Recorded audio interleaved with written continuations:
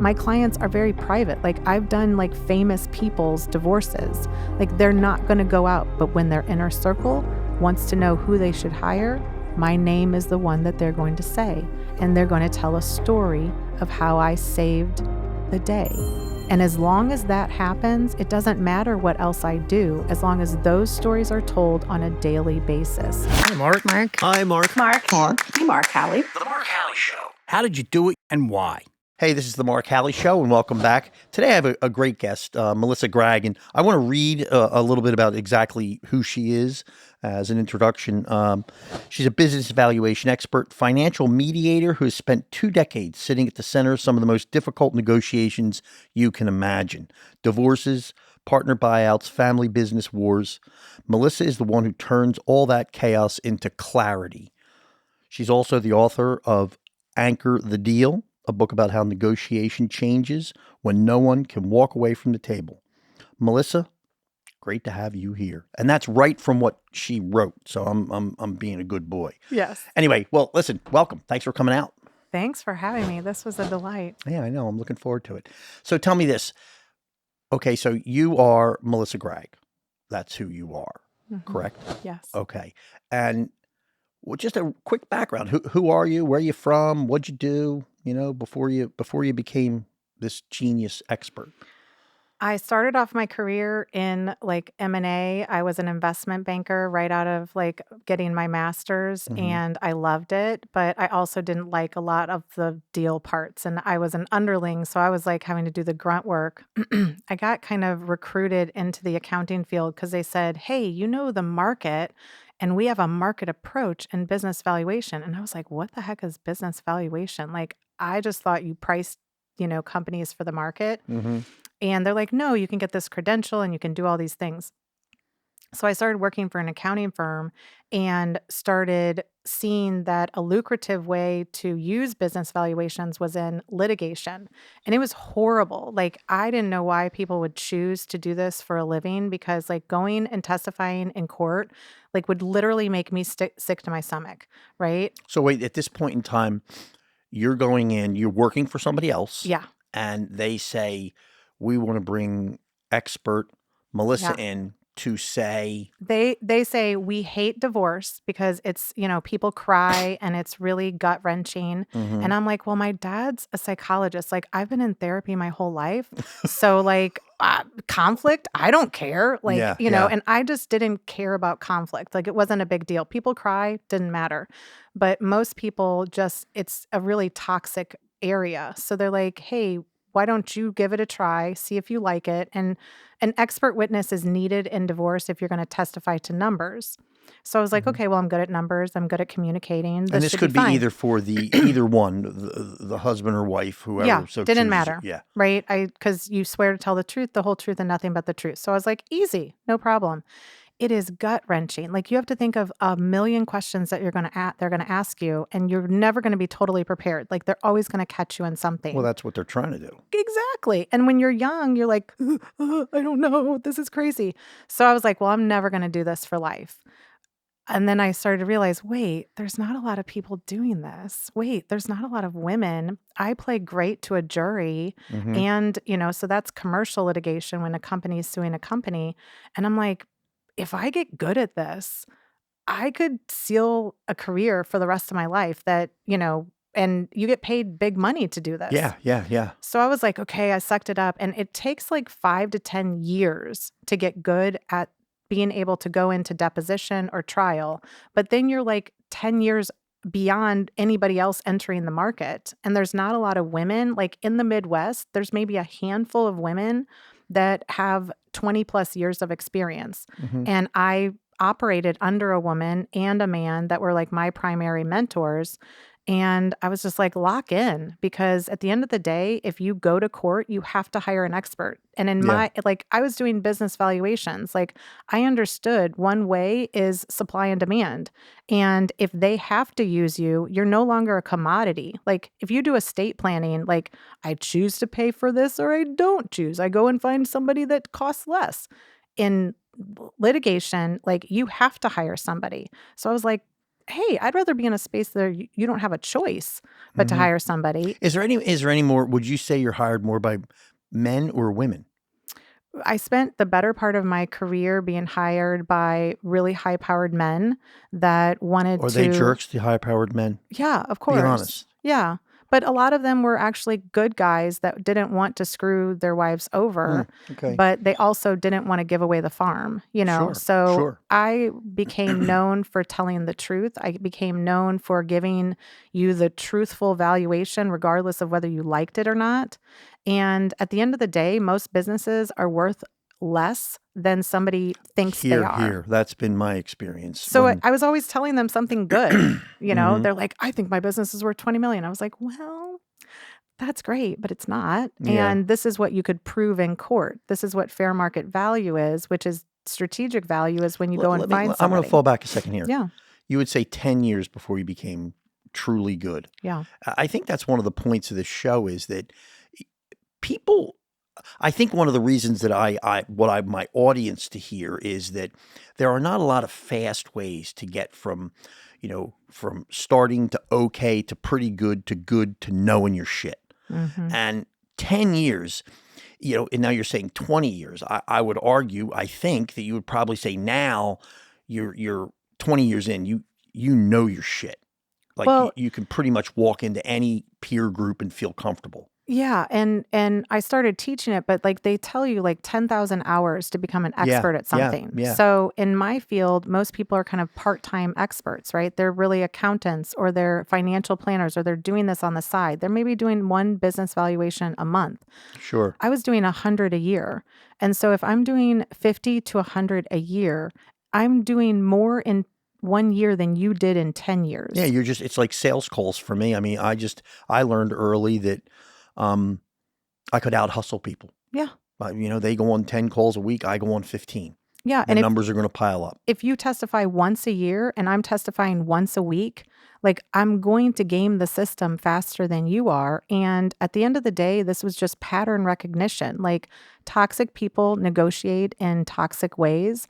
And if you figure out the patterns, and again, if you go into court, like what I tell people is anybody could go to court if you stick to what you know and you really believe what you're doing. If you want to manipulate the system, an attorney is going to figure it out and they're going to make you look like the bad guy. Your credibility, when you go and testify in court, you're not representing a company.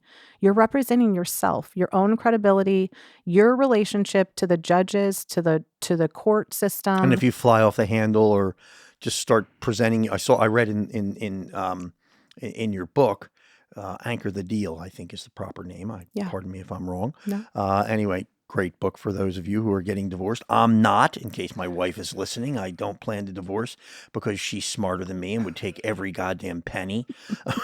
I would be here in like torn shirts. But anyway, we're talking about really the psychology of the people around you. And you're saying if somebody comes in and they're flying off the handle or they aren't prepared, that the people listening will lose their objectivity because you've lost yours. Yes. Is that fair to say? Well, when you're testifying in court, you have to understand your audience is the judge. And so a lot of it is like if the judge were over here, I'm talking to the judge and you're talking to me. I'm never going to look at you. I'm focused on the judge. I'm focused on my own mannerisms. So a lot of what I had to do to get prepared for trial was be like, not my circus, not my monkeys, not my circus, not my monkeys. And understand that this is everybody else's life, but I'm here to do a job and I'm here to tell the truth. And so if I come in with a evidence-backed finding for the valuation and it is logical and somebody understands it, then I'm going to win every single time. But you do your divorce mediation is not only relative to business. It could be just a husband and a wife just pissed off about he's got a relatively normal job. They have a house with a mortgage. They have ABC expenses and now they're all pissed off at each other and they're going to get a divorce. And you could be called in as a mediator in that environment. Well, and when when we're testifying, though, it's typically either business disputes or it's a family dispute. So we call it business divorces. So anytime that you're buying out a partner, a lot of litigation is partner disputes Mm-hmm. that you don't agree and you want to separate, but like, what's the value? So I was coming in and really providing values to people who are in conflict. And if they worked with one person that could provide it with a sanity, right? Like it made sense to everyone, the perfect value is not liked by anybody. Yeah. It's the reasonable value that you would walk away either paying for or taking, right? Mm-hmm. It's not a win. You didn't prevail, but when you go into court, I almost had to be like if a lawyer would literally call my children out, like if they would just talk to you and call, say your children are bastards or whatever, you would have to be able to sit there and be like, I don't think I understood the question. Could you repeat that? And so Mm-hmm. it was really like balancing so that it wasn't emotional. This is not my money. This is not my business. And the more you can get into that, you can make a good expert, but you have to stick with what you know. If you went in right now and talked about leadership and sales, Mm-hmm. nobody's going to crack you because you're going to speak about what you You know. know deep. It's That's hard to do. Exactly. So most experts out there go too far. They go outside of their scope of reasonable. I stayed with business divorces. I stayed with actual divorces. And I stayed where a business valuation was the central dispute. For clarity here, what is a business divorce? A business divorce is typically when you want to buy out like if you went into business with your brother, right? And Mhm. now he wants to leave. You got to buy each other out, but Yeah. it's going to get awkward. You're not going to be friends afterwards if you really dive into the negotiation. And now, especially if you have a minority interest partner, you don't have to buy them out. No. You could just, no. that's a, Screw you. exactly. Well, there's a thing called, an issue in litigation that you're basically screwing over the partner. But if that minority partner is my wife, Correct. then if we're in a business, valuation, we're calling it, and the opponent, or we'll call it, for lack of a better term, the opponent is my wife, and she owns 40% and I own 60%. Within the legal courts, one way or another, I can't just say because I have the majority, screw you, I'm not selling it. If you're married and you're getting divorced and your name is 100% owner and it was created after the marriage, she's a 50% owner, whether or not it's on paper or not. Okay. So okay. it means that if the value is $1 million, that goes on your side of the ledger and she gets $1 million worth of So other let stuff. me ask a further question. When my business was doing really well and making a lot of money, and she wasn't on the list of owners, and I said, I'm getting rid of this girl, what happens to me? She owns half of your interest. Oh my God. Yeah. Thank God I got along with her. Yeah. I mean, what would I do? That's why they say it's cheaper to keep her. Yeah. Exactly. Yeah. And then you got to try and, well, if you're a guy, then you don't like her. And then I got to find another girl. And that's only going to make things worse because can both of them get in on the deal? That's why the toxicity heightens. A normal person, when they are looking at their bank accounts and they're like, I have 5 million in the bank. If I get divorced, I'm going to have 2.5.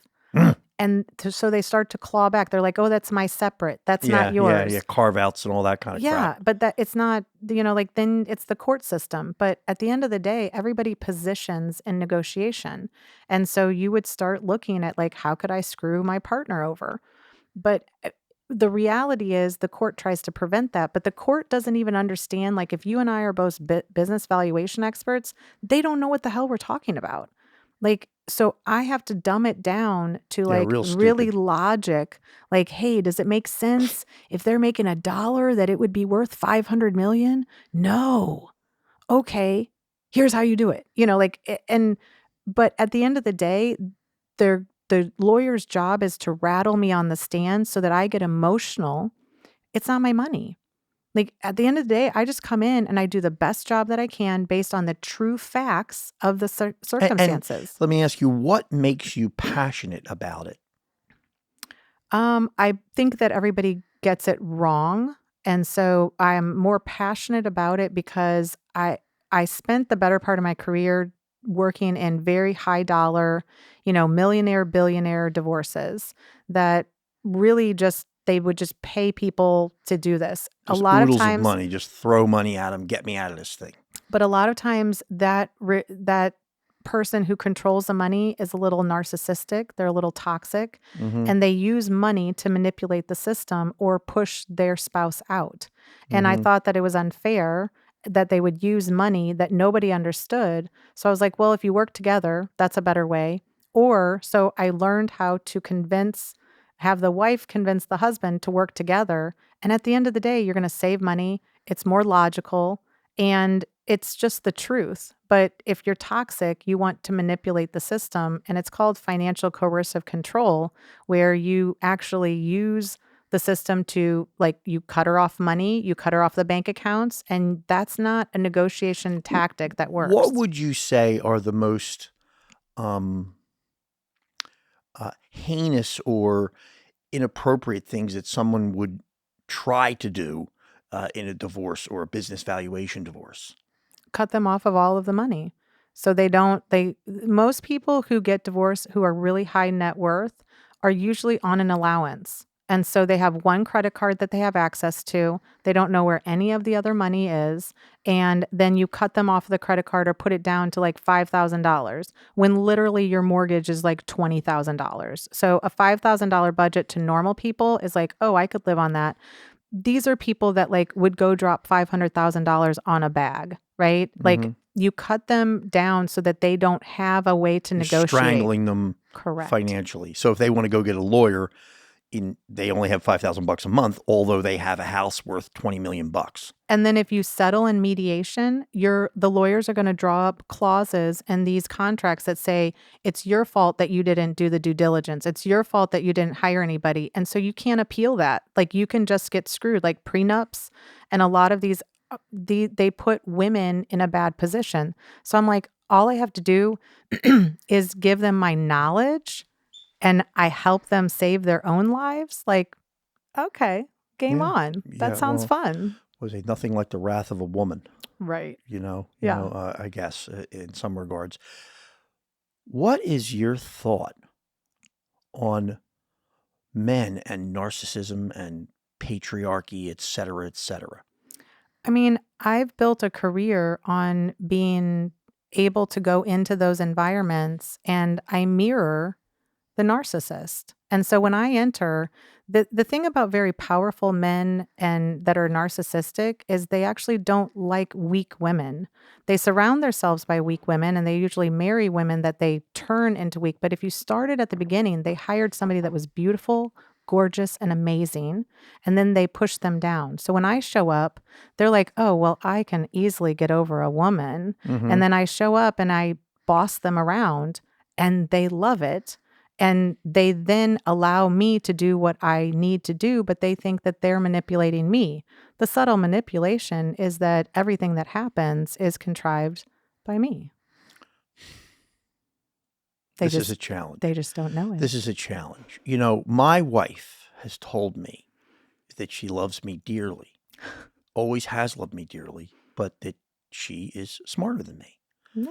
And these were in moments where I would just sit there and I would say, well, wait a minute. You were put on this earth. I dropped down on this earth.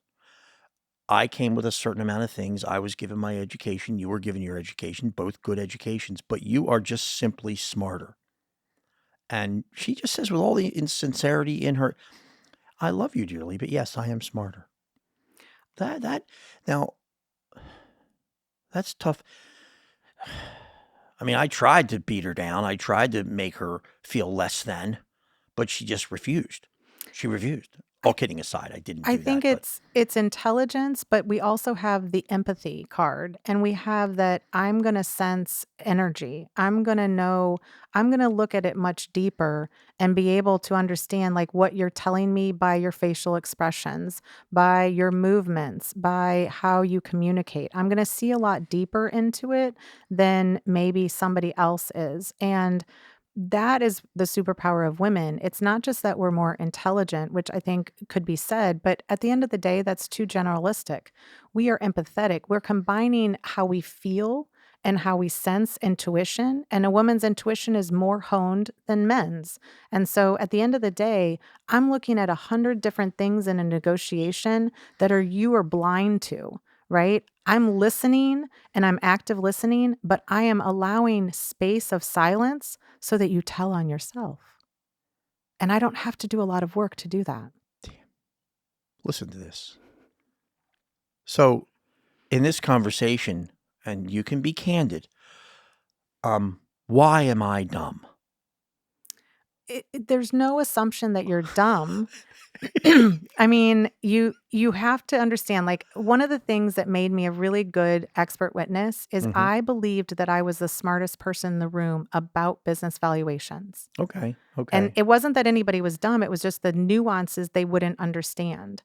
And so if you always believe that you're the smartest person in the room, regardless of who you are, then you're going to operate as such about those topics. Now, I agree with that. That one I'm locked in on. That my business negotiation methodology was always that there's someone in this room who may very well know more than me.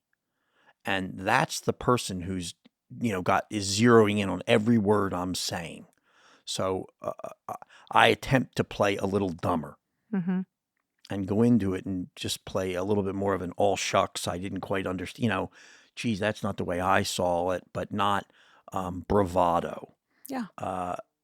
Although on occasions when somebody became very, there are times where as a man that you can use your male skills, which is your voice. Typically in our culture, a loud man's voice carries weight, not screaming. Or, we can use our physical appearance in ways that send messages. But it's ego. At the end of the day, ego is what's going to make you a great negotiator or not. And so when I check my ego, when I walk in as the smartest person in the room and you underestimate me, it's because I created that environment. I created that as a woman, I walk in and you think that I'm lesser. I'm going to use that against you, right? But I'm also going to be a little dumb about things. Like at the end of the day, I know that if I don't take credit for everything that happens and I allow it to operate, like we talk about negotiation as a chess game. So it's one move at a time. I'm going to allow you to make the move, but I also can't be egotistical about the fact that, oh, I won.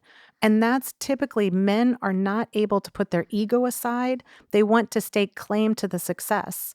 And at the end of the day, we're kind of moving back and saying, hey, we're successful regardless of whether you give me credit for it. There are negotiations that have taken place, very large negotiations where nobody knew I was in the room because I was in their ear, like literally like the FBI.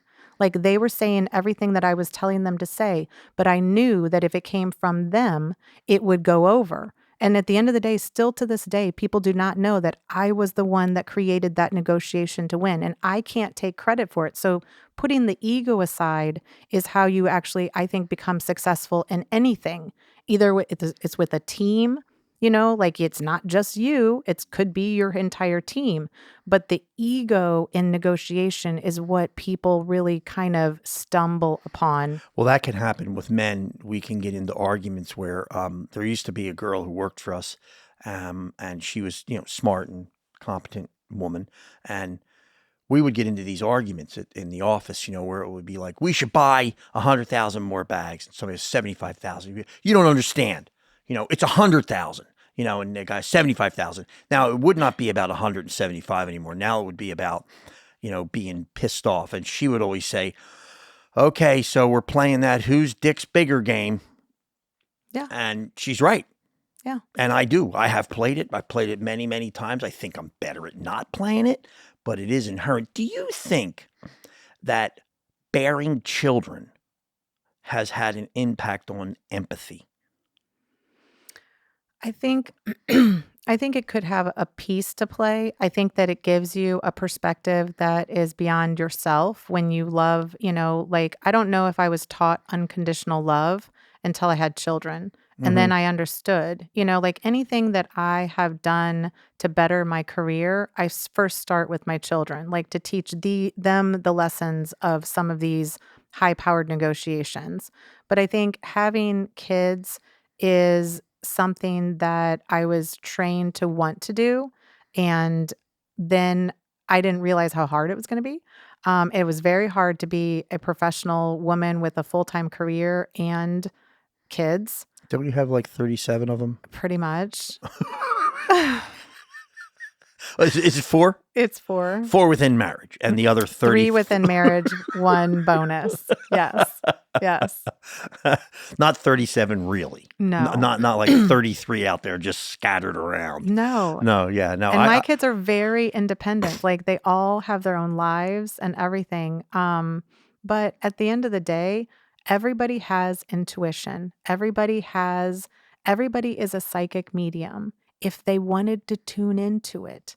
And most people just don't either believe in it or they don't tune into it. One of my superpowers is I tune into it. I use all of my senses in the negotiation. And so sometimes things are just kind of provided to me. Like I see something and I respond to it. Early in my career, I probably spent 10 years thinking other people were smarter in the room and I would not, they know that they should make that move. And then they wouldn't, and it would mess up the negotiations. I respond very quickly in negotiations, and most people need a lot of time to think. I don't need time to think because I've already run through the 1,800 scenarios before we entered the room. Mm-hmm. So I already know what I'm going to do. Or you've experienced them. Yeah, but I'm typically running through. Like numbers are not that difficult. There's not 1,000 ways to negotiate a deal. There's 3 to 5 possibilities, and it depends on how toxic the other partner is or how willing they are to settle. Most people are not actually ready to settle because that means the roller coaster is done. But if you don't settle, you don't have the money. Like if I'm a guy and I'm being the jerk, I shut down the credit card. During that time, whether I like it or not, or have come to realize it, if I'm now spending $1 million, trying to just pour money out the door, and what am I going to spend it on? Buy a new car, get a bunch of nice suits, go buy a new condominium. I mean, eventually it's going to come around, right? Because in the meantime, I'm spending money, but I'm going to have to be paying that back eventually if a divorce takes the course. If I'm hearing you, that's the course it will go. It's the scorched earth concept. Like at the end of the day, some people would rather burn it down than let the other spouse have it. And so it just depends. Like not everybody wants to get settled. Like sometimes the toxic relationship is the fun. Like this is what they're used to. Yeah. This is what they like. You see that. Yeah. So, I mean, everything's different, but people are not scared of the court system. If you think about it, somebody to become wildly successful and make millions of dollars has a risk tolerance that is far greater than the normal human, right? Yeah. And so they're willing to lose it all because they can go make it back, right? So in this situation, they're not worried about whether they're going to lose it all. They'll go make it back. Oh, they're God. worried about this. How much did this person hurt them by leaving them? Or, and a toxic narcissistic person is very good at making the world see them as a great guy. Yeah. So they don't want to be seen as the bad guy, right? Sure. Because they're charismatic. And this is for women as well. Like it's not all like men. This is both sides can be narcissistic. Both sides can be very toxic. And typically if one is toxic, they're both toxic. Right? You can't come into this thinking that one person is innocent and the other person is guilty. Both parties play into this. It's how do you unwind it and separate in a way that you don't burn everything to the ground. Okay, so let's get back to business valuations. Sure. Okay. I have a business. Let's try and keep this as simple as possible for the unknown, somebody who's uneducated when it comes to this. I have $1 million plumbing business. Okay. And I'm making money, I'm throwing $250,000 a year out. And I think, wow, Melissa, this $1 million business is, I'm the husband, and prior to a divorce, I'm saying, I think things are worth $5 million. Right now, I'm going to get divorced. Now there's the conflict that I want it to be $5 million, because prior I want it to be $5. But you come in and say, okay, plumber guy, let's really look at this. And what do you do at that point? So am I being hired by the plumber guy? Yeah, you're being hired by the plumber guy. So the plumber guy has had these conversations with their spouse because, again, they want to seem like the guy that's really amazing, right? So they're saying, my business is worth $5 million. So that's what's in the spouse's head. When they get divorced, they want it to be worth nothing. Me. Yes. I want it to be worth nothing. The plumber. Well, yeah, I want to hide it and then. Correct. Or they want to say it's all me. This business would be nothing without me. So those are two concepts. One is fair market value, which is what would somebody else pay for your business if I'm not a plumber and I'm just going to take the cash flow and the risk that the cash flow continues.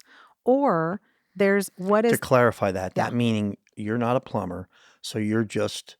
Melissa comes walking in and just says, I want to buy that plumbing company. I don't want to run it.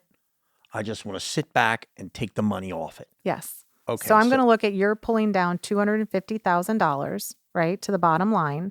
That's discretionary earnings. And did you pay yourself to do it, right? So that's, at the end of the day, I'm going to base a valuation based on the economic cash flow of that business, but the risk that what happens if you're not there, right? So it introduces a concept called personal goodwill. So what value is to the person running the business as opposed to what value is to the name, the fact that people plumbers are really hard to find. Roto-Rooter, right. I mean, it's a big name. But let's get this straight. If as the guy who's trying to get a fair deal, I'm going to say, okay, so I'm the plumber. Basically, I have to stay in it. If I left, it would lose its value. Yes. That would be, and probably true with a $1 million plumbing company, that if the, Joe the plumber is out there, but he knows Joe and Joe leaves and they're like, well, I'll go get Harry the plumber. How the hell do But you... a $1 million plumbing company, Joe's not showing up at the site. I would like to think he's not shoveling shit out of a toilet. Correct. So he's the sales guy. He's got some of the relationships. So there is a portion that's attributed to it. But in a divorce situation, I have to come up with a valuation that is plausible to the judge and then founded in valuation theory, right? So I have to be able to prove it with evidence and to back it up. But at the end of the day, when I walk into court, this is logic. So $250,000 to the bottom line, I want to pay that back in 3 to 5 years, right? So the value is going to be somewhere between $750,000 and up to 5 or 6 times, right? Obviously, he wants it to be worth $750,000. Now, there are also valuation discounts that come into play, but we won't convolute that. Like a small privately held business is going to take some time, effort, and money to sell. So that's a discount. Plus, it loses value just because it's a small, tiny business. It's not like a publicly traded stock. Right. But am I also going to have him sign a non-compete? So all of these come into play. But at the end of the day, I've already lost the judge. I've already lost your listeners because all they can hear is wah, wah. Yeah. It's like Charlie Brown's teacher. So I'm going to be like, hey, if you can make $250,000 at the bottom line, would you be willing to pay 3 times it?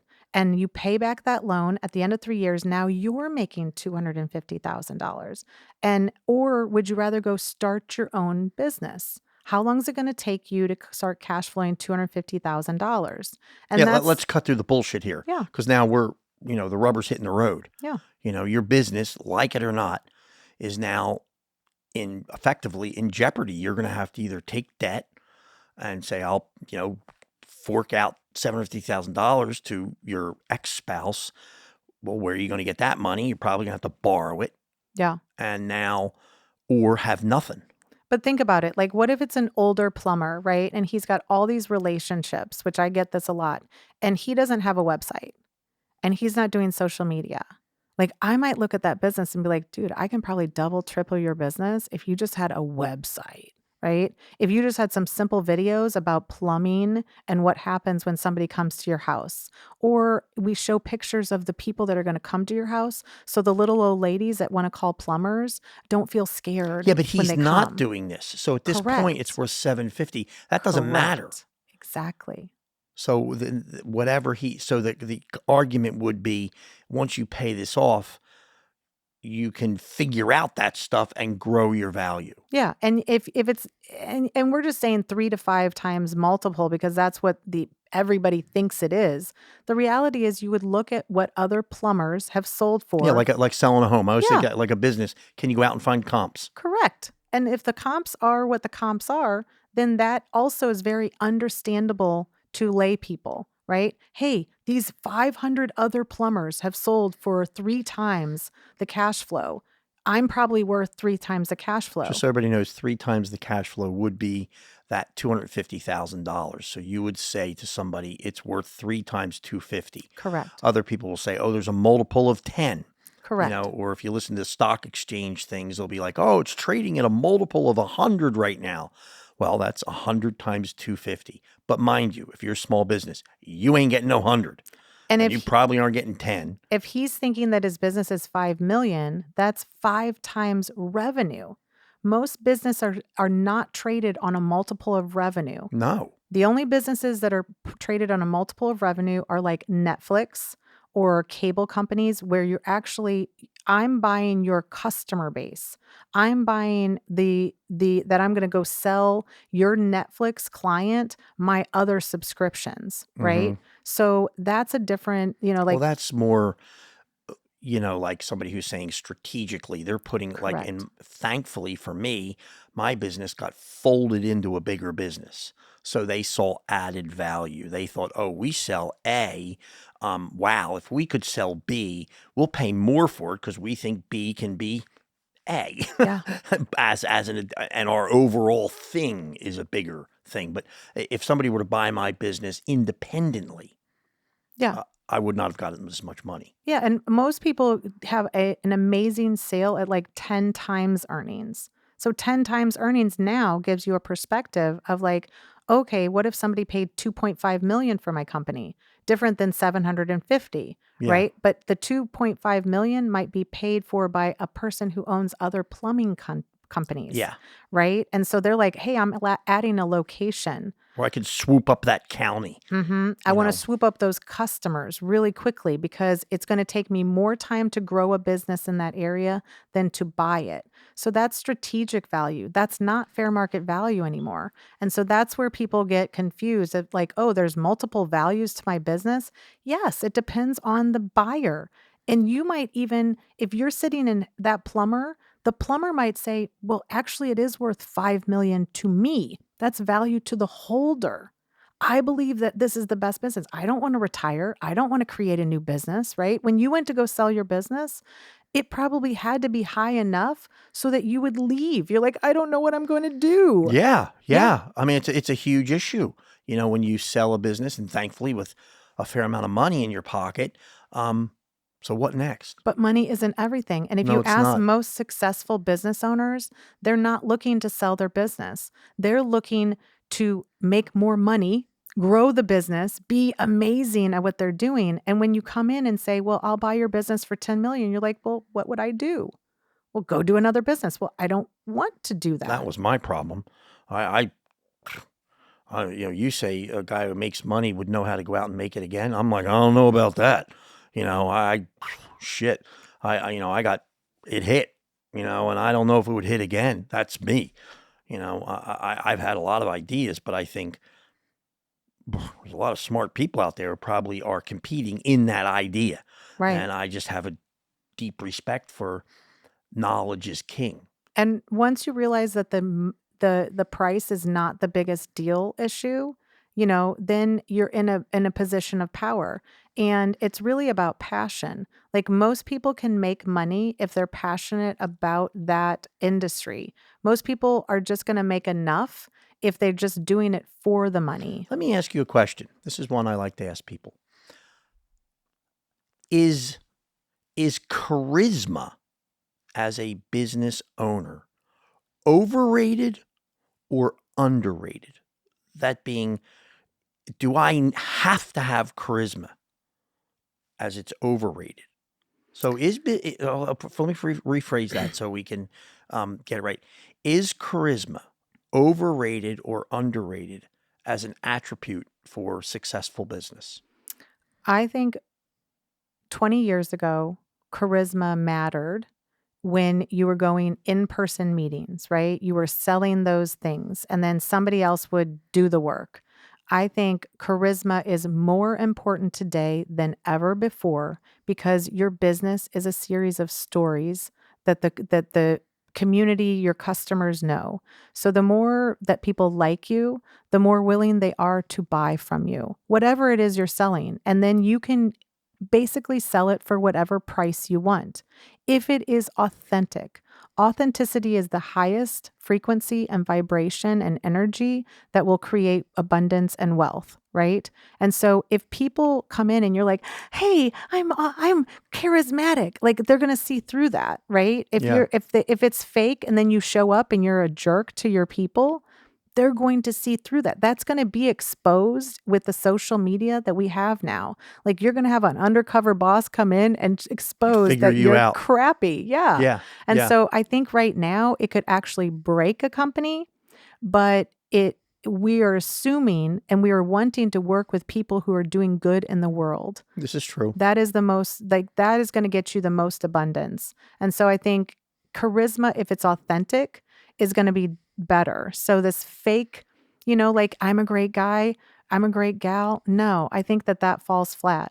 I think Okay. that the business is going to survive on the stories that other people tell. So for me, when I'm hidden in the room and nobody knows that I was the deal maker, there were at least 2 people that knew I was a deal maker. And do you know what story they're going to tell? They're going to tell a story that paints me to be the savior. And as many people as they tell, that's marketing that I can't create. Like I can't create a testimonial, right? My clients are very private. Like I've done like famous people's divorces. Like they're not going to go out, but when their inner circle wants to know who they should hire, my name is the one that they're going to say. And they're going to tell a story of how I saved the day. And as long as that happens, it doesn't matter what else I do, as long as those stories are told on a daily basis. Well, I agree with that. I think in the same light that a lot of my career was supported by that. Just, I say, just be a good person, I guess. Deliver something to somebody, and if you screw up, admit it. And word gets out, and that takes time. A lot of time. I would say I was started in my business in 27. I would argue that I didn't really hit my stride till probably 40, where I started to be somebody that people would ask about. Mm-hmm. I wasn't begging for your attention any longer. I was getting your attention, and I that gave me just a sense of real. It was just cool, People didn't think I was a shyster or I was trying to do. They just knew. Yeah. They knew. And I've always said to younger people in business, in particular sales, that if you do it long enough, it like how to close a deal becomes a little bit like a music. Like you can just sort of feel when you should say, "Oh, give me that," Mm-hmm. and you're not making them give it. It just feel. I can't explain it to younger people. But you said something. Was it? You think that you have clairvoyance or something, or what was the choice of words you used? Yeah, more like I can see the future, or I can see the patterns in the future. Why do you think you can see the patterns or see through things into the future? What gives you that sense? I think I trust that the intuition that I have when it speaks, and intuition is different. Like intuition isn't your rambling brain thoughts, right? Intuition is like go left, go left, go left, go left. And I listen to it and I respond quickly to it, but I've also had to hone it and remember. So a lot of times we just forget that we have this intuition. I actively try to remember it. I try to make sure that I respond. I think it's mirroring what I want in the universe. And, like a lot of what I put out in social media content is just what I believe is true. Like if I can give you a negotiation tactic that you can use in your real world situation, like I'm not selling you anything.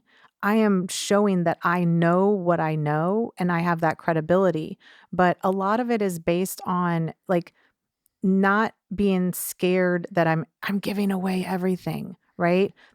There's abundance in all of this, and I trust that what I know right now is the truth for whatever this situation is.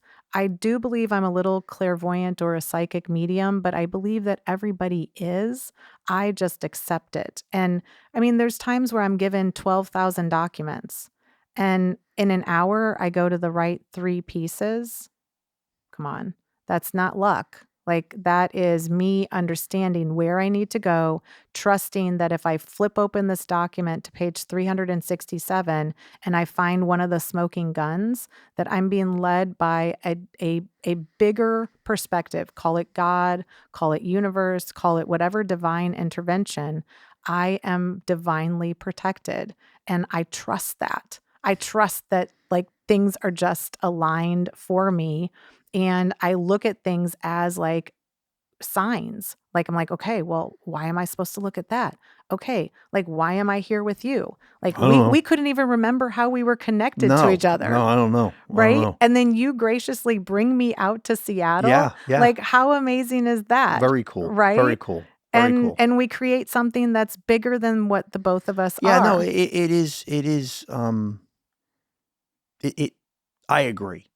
Let's say, and for me, it's based more in my, in 40 years of recovery and having had, the loss of my mother, the loss of my father, the loss of my best friend when I was little.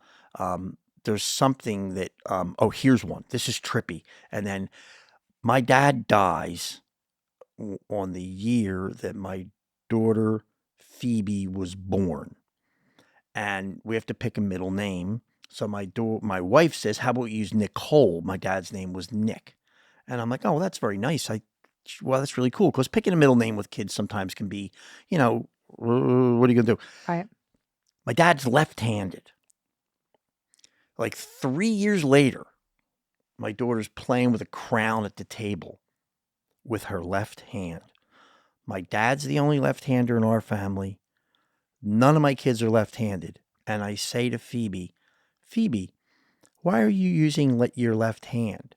And she just says, "Oh, I don't know. It just seems to be the way I like to do it." Now, spiritual, God, universe, I don't know. But I will say one thing. My dad was in that room. It was trippy. Yeah. And things of that nature, that's just one extreme example. But throughout my life, there's weird little coincidences that have happened that are not, I believe, not explainable beyond something. Yeah, and some people call them synchronicities. And so the more you accept, like, oh, my grandfather loved pennies and I see a penny and I think about my grandfather, then you're going to invite that energy to happen more often. And so it's just recognizing and being like a conduit. Like, I really believe that we're put on this earth for a lot of different reasons. Like if I were to have a new career, I would be a death doula.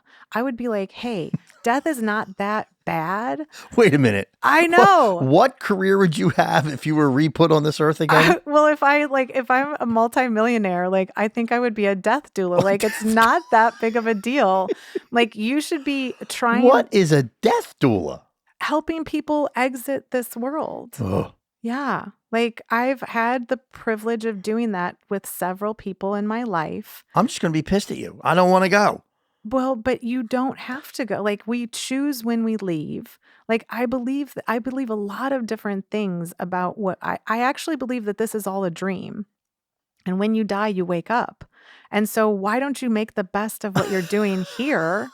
So when you die, you wake up and you're like in heaven or wherever you believe. And you're like, well, shoot, I should have done more while I was dreaming. Let me ask you a question. And we're going to close shortly here because we're getting done. Went a little further off. No, I love that. I love it. But How do you use vulgarity Mm. to communicate who you are?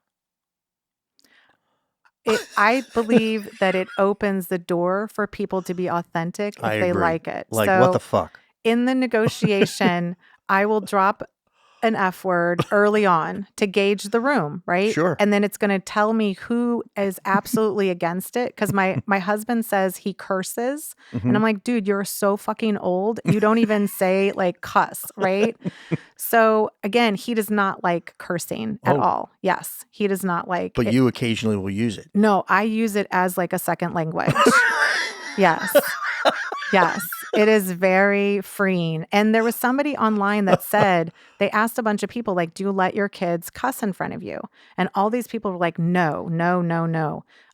I do. I do I also. allow them. And this person who's like a psychologist was like, well, your kids are never going to be honest with you because Oh, you boy. don't let them be who they are Oh. and allow them to speak in the way that they want to speak. And I was like, well, shit, my kids are going to be honest with me till the cows come home because my 10-year-old can drop an F-bomb like there is no tomorrow, right? But to me, in a negotiation, it will identify, it almost drops everybody's guard. I think it does. I mean, I think it's very, obviously it's tone of voice to some extent, but It's very subtle because you Yeah. almost have to be like, oh shit. And they're like, oh, you cuss. Thank you. I'm so exactly, glad. And exactly. I was like, I cuss like like I'm going to make you blush if you want me to go to town. You want to go deep? Right? Oh, I'll go deep. Right. But I read the room. Sure. Like if I'm going to read the room energetically, like I'm going to know, okay, if I'm going to make you kind of, and if I'm against you, what do I want you to do? I want you to drop your guard. Sure. Right? If I see other people are bristled by it, then I'm going to make sure when I'm speaking to them, it's a much more formal fall back and- communication. yeah, obviously. Absolutely, because You it's can move respectful. around within it, yeah. Because they believe it's respectful. I believe like and sometimes when I hear other people cuss, I'm like, ugh, that feels gross. But I love it. Like, Yeah, no, I love it. I love it. It's just, well, it's what I am. Well, listen, we've wandered astray due to my questioning and you not shutting But up. everybody's still listening. But so they're it's all good. locked. They're locked in. They can't turn it off. Right. But anyway, I want to just tell us how to get in touch with you, Sure. your podcast, all of that. Would you just let everybody know? Yeah, we do have a couple podcasts, valuationpodcast.com. We're not really good with names. We just go with keywords. And then we have mediatorpodcast.com. So, but my business is a couple different businesses, but valuationmediation.com is where you can find me and book consults and stuff like that. But at the end of the day, we realized that we could work in the middle of conflicted clients. We kind of lower the vibe of the room so that people are really trying to focus on getting through it, getting settled. But you have to allow people to air their piece, right? You have to allow people, like part of our secret sauce is, I want you to tell me everything. I want you to do it with your spouse in the room or your partner. I want to expose the truth. And then the truth is going to allow the numbers to be what the numbers are, right? And then you'll accept the numbers because you were able to tell your piece, right? You were able to have somebody listen. Most mediators and most financial people were like, oh, you need to talk calmly. You need to be peaceful. Conflict is not about peace. It's about airing what you need, being heard, and then not telling the story again in that same fashion. We tell these stories of our past that are like trauma and difficulty. I want you to tell that story for the last time, and then I want you to create a new story. And I want the story to be how we settled this, how we worked together to find a common ground, and then we settled this ourselves. Right? That's a very different story than you hurt me and I got screwed and I did this. And I want to change how conflict is, how you operate. So my mediation process is not like everybody needs to be nice. Like I let people go to town. Like, yeah, have a little. And I'm like, okay, I'm done listening. Like I think you said. We flushed it all out. Yeah. But I don't treat people like they're not adults, like, but again, it's facilitating. I'm a referee more so than anything else. But you can reach out to a lot of my platforms. I mean, we post out, like hundreds of times a week. Yeah. You can find us on every major network and YouTube Cool. and all I've of seen that. quite a bit of them. They're well done. They're well done. Yeah. Well, listen, let's call this a break. We're going to call it the end. We're going to call it finished. Okay. Okay. And I just want to thank you so much, Melissa, for coming on today. Yeah. I appreciate you bringing me out here. Great. Thank you. Cool. Have a good day. Thank you for listening to The Mark Howley Show. If you found this story as intriguing as we did, give us a like, share the episode, and subscribe at The Mark Howley Show. New episodes every other Friday. Adios.